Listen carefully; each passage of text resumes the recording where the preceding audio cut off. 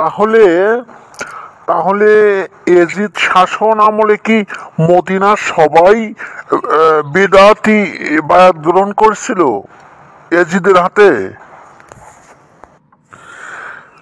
না, মদিনায় অবস্থানরত সম্মানিত মুসলমানগণ কেউ এজিদের বাইয়াত গ্রহণ করে নাই।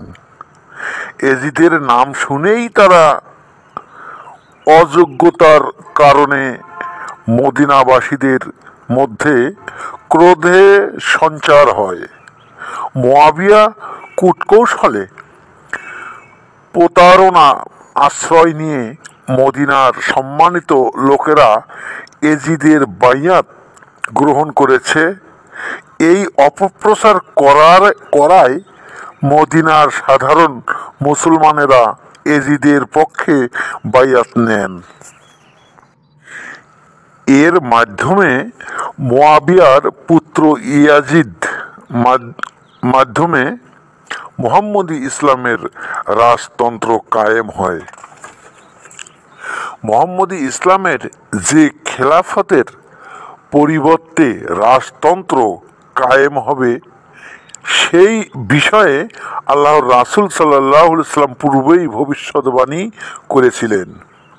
আল্লাহর রাসূল সাল্লাল্লাহু আলাইহি ওয়াসাল্লাম ইরশাদ করেন, অবশ্যই উমাইয়া বংশের নিষ্ঠুর শাসকেরা আমার এই মিম্বরে উপর জবরদস্তিমূলক উঠে বসবে।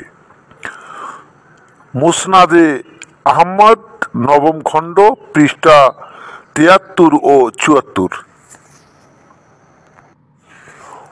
অনুরূপভাবে এ প্রসঙ্গে আহলে বাইয়াতের অন্যতম সদস্য হযরত ইমাম হাসান রাদিয়াল্লাহু তাআলা আনহু হতে বর্ণিত হয়েছে, তিনি বলেন, আল্লাহর রাসূল সাল্লাল্লাহু আলাইহি ওয়াসাল্লাম স্বপ্নে দেখেন বনি উমাইয়ারা একের পর এক তার পবিত্র মিম্বার পদদলিত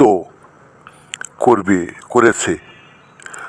অপর এক বর্ণনায় এসেছে, আল্লাহর রাসূল সাল্লাল্লাহু আলাইহি ওয়াসাল্লাম স্বপ্নে দেখেন যে উমাইয়া বংশের বানরগুলো একের পর এক লাফিয়ে লাফিয়ে তার সিংহাসনে উঠেছে আর নামছে। আর এ স্বপ্ন দেখার পর হযরত রাসূল সাল্লাল্লাহু আলাইহি ওয়াসাল্লাম মনে খুব কষ্ট পান। তাফসিরে কাবির ১১ নং খণ্ড পৃষ্ঠা ৭১১৩ ও ৭১১৪ পৃষ্ঠা।